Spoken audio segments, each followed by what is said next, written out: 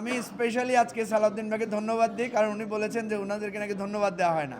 BNP বারবার বলছে যে ওনারা প্রচুর পরিমাণে স্যাক্রিফাইস করেছেন আমাদের আলোচনা। এটা আমাদের একটা অঙ্গীকার ছিল যে আদালত উপজেলা পর্যায়ে নিয়ে যেতে পারলে মানুষের বিচার প্রাপ্তি এবং বিকেন্দ্রীকরণের সুবিধা হবে।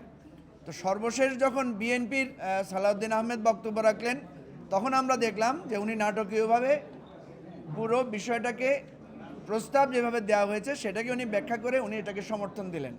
অর্থাৎ আমাদের এই প্রথম প্রস্তাব যেটা ছিল উপজেলা পর্যায়ে আদালত স্থানান্তর করা, সম্প্রসারণ করা এবং দোরগোড়ায় বিচার পৌঁছে দেওয়ার ব্যাপারে আমরা ঐকমত্যে পৌঁছেছি। প্রথমে আমরা ভেবেছিলাম যে বিএনপি তার জোট এটার বিপক্ষে থাকবে এবং সেরকমই একটা লক্ষণ ছিল। তো আমি স্পেশালি আজকে সালাউদ্দিন ভাইকে ধন্যবাদ দিই, কারণ উনি বলেছেন যে ওনাদেরকে নাকি ধন্যবাদ দেওয়া হয় না।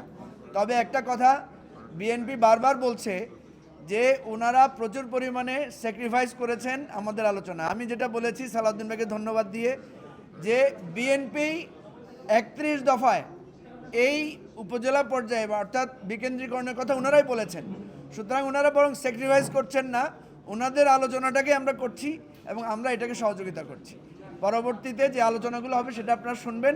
অর্থাৎ প্রথম পর্যায়ে আমরা ধন্যবাদ জানাই যে আজকে একটা সুন্দর আলোচনা হয়েছে, উপজেলা বিকেন্দ্রীকরণের বিষয়ে আমরা ঐকমত্য হয়েছি। আমাদের কমিশনের যিনি সভাপতিত্ব করেছেন উনি এ ব্যাপারে সুন্দরভাবে আমাদের মতামত নিয়ে সিদ্ধান্তটা আপনাদের জানাবেন।